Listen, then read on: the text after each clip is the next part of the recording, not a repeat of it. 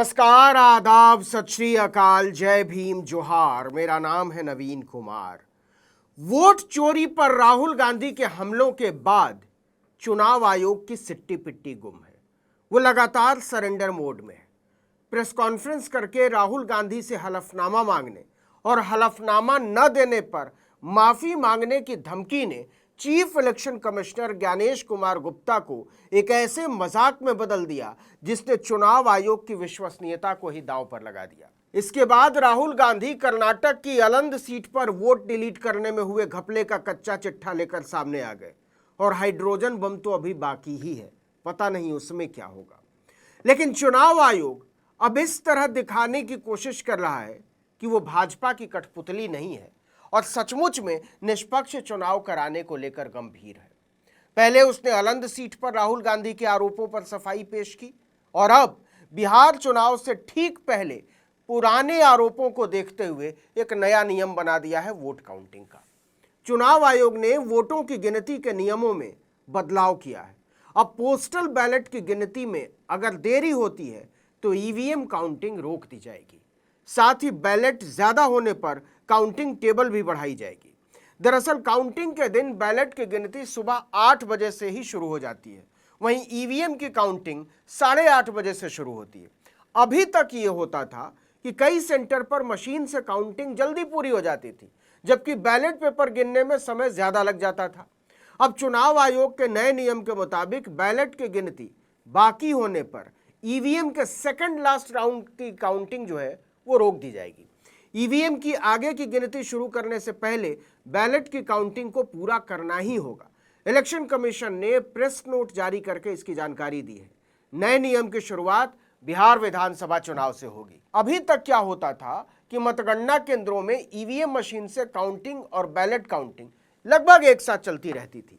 Machine में वोटों की गिनती जल्दी हो जाती थी। पोस्टल बैलेट वोट कागज पर होते हैं और उनके बंडल होते हैं। सबसे पहले सील तोड़ने के बाद पूरा गिना जाता है और इसके बाद गिनती शुरू होती है वोट की। ऐसे में कुछ सेंटर्स में देखा गया कि बैलेट काउंटिंग पिछड़ रही है, जबकि उसकी काउंटिंग पहले शुरू हो जाती है। अब क्या होगा यह भी समझ लीजिए। नए नियम के मुताबिक बैलेट काउंटिंग पूरी होने तक ईवीएम के वोट पूरे नहीं गिने जाएंगे। उदाहरण के तौर पर मान लीजिए किसी बूथ पर ईवीएम मशीनों में 10,000 वोट डाले गए हैं। इन्हें 5 राउंड में पूरा गिना जा सकता है, लेकिन बैलेट वोट 1,000 है और उनकी काउंटिंग में समय लग रहा है, तो ईवीएम काउंटिंग को चौथे राउंड पर रोक दिया जाएगा जब तक कि बैलेट के वोटों की गिनती पूरी न हो जाए। अब कमाल देखिए कि जो चुनाव आयोग अपने आप को खुदा माने बैठा था, जो चुनाव आयुक्त भारत की लोकसभा के नेता प्रतिपक्ष के साथ लगभग बदतमीजी पर उतर आए, वही कह रहे हैं कि यह कदम काउंटिंग प्रक्रिया में समानता और ज्यादा पारदर्शिता लाएगा। मतलब पहले पारदर्शिता कम थी, खास तौर से उन सेंटर्स पर जहां पोस्टल बैलेट की गिनती की जाती है। इस बदलाव से यह तय होगा कि सभी वोटों की गिनती सही तरीके से और बिना किसी पक्षपात के पूरी हो सके। 2020 के विधानसभा चुनाव में ही आरजेडी ने आरोप लगाया था कि पोस्टल बैलेट की आड़ में धांधली की गई है। कई दूसरे राज्यों में भी इसी तरह के आरोप लगाए गए।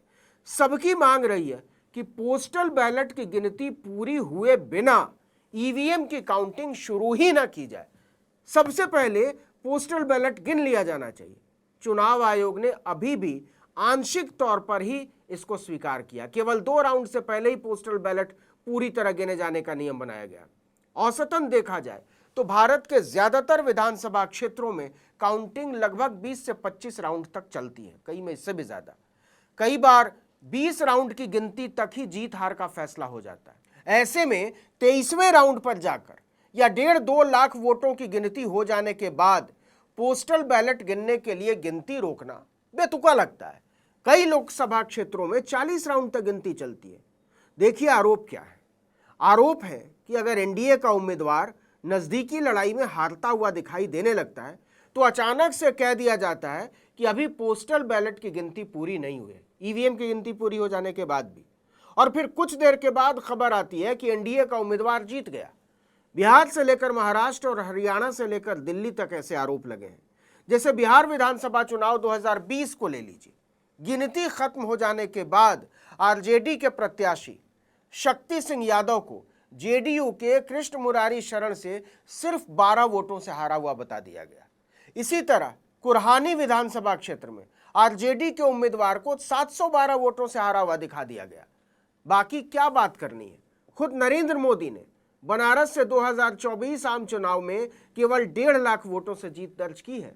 कांग्रेस के प्रत्याशी अजय राय को 4,60,000 वोट मिले। अजय राय ने तो खुलेआम उन्हें वोट चोरी करके जीता हुआ करार दे दिया है। देखिए कि 2014 लोकसभा चुनाव बनारस से मोदी 5,81,000 वोट से जीते थे।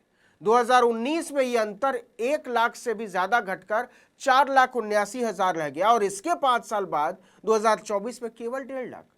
राहुल गांधी खुद उनकी जीत को लेकर कई तरह के संदेह जता चुके हैं, लेकिन यहां मुद्दा है चुनाव आयोग। सैद्धांतिक तौर पर चुनाव आयोग लोकतंत्र की रीढ़ माने जाने वाली एक निष्पक्ष संस्था है, लेकिन हाल के वर्षों में इसकी निष्पक्षता और स्वतंत्रता को लेकर लगातार सवाल उठे हैं। विपक्षी दलों के नेताओं ने बार बार सवाल उठाया है कि क्या चुनाव आयोग सत्ता पक्ष या प्रभावशाली नेताओं के दबाव में आकर काम कर रहा है।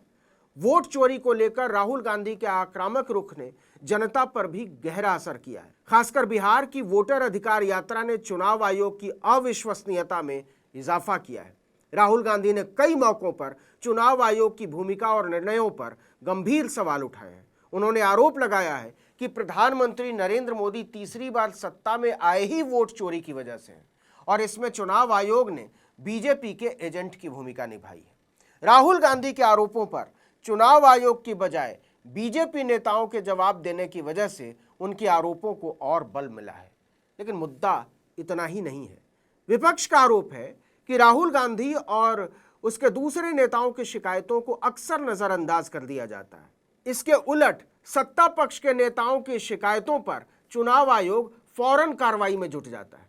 5 साल पहले 2020 दिल्ली विधानसभा चुनाव के दौरान तत्कालीन केंद्रीय मंत्री अनुराग ठाकुर और सांसद प्रवेश वर्मा ने खुलेआम एक समुदाय की ओर इशारा करते हुए भड़काऊ नारे लगवाए थे, लेकिन चुनाव आयोग केवल 3 दिन के प्रचार पर पाबंदी लगाकर पल्ला झाड़ लेता है। लेकिन अब हालात अलग हैं। विपक्ष सचेत है और आक्रामक भी, उसकी रिसर्च भी मजबूत हुई है।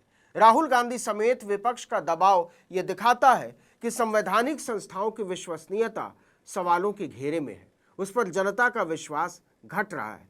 ऐसे में अगर चुनाव आयोग को बैलेट पेपर की गिनती के नियम बदलने पड़े हैं तो यही कहा जा सकता है कि दबाव दिखता है। इस वीडियो में इतना ही, लेकिन अगर आपने आर्टिकल 19 इंडिया को अब तक सब्सक्राइब नहीं किया है तो फौरन कर लीजिए। बेल आइकॉन दबाइए, घंटी जैसी आकृति, लाइक कीजिए और कमेंट करके बताइए हमारा वीडियो आपको कैसा लगा। हमारा ट्विटर हैंडल है article19_India और मेरा ट्विटर हैंडल है नवीन जर्नलिस्ट। नमस्कार।